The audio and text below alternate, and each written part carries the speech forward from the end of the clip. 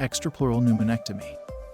An extrapleural pneumonectomy treats malignant pleural mesothelioma by eliminating the cancerous lung, part of the parietal pleura, pericardium, and diaphragm. The operation targets to manipulate tumor growth, however, is one of the maximum competitive strategies for pleural mesothelioma. Extrapleural pneumonectomy for mesothelioma.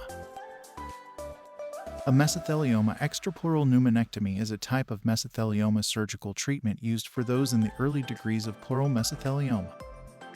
Some studies have shown that patients with mesothelioma who go through EP have an average survival time of as much as 27 months. This is approximately 3 times the common life expectancy of most sufferers.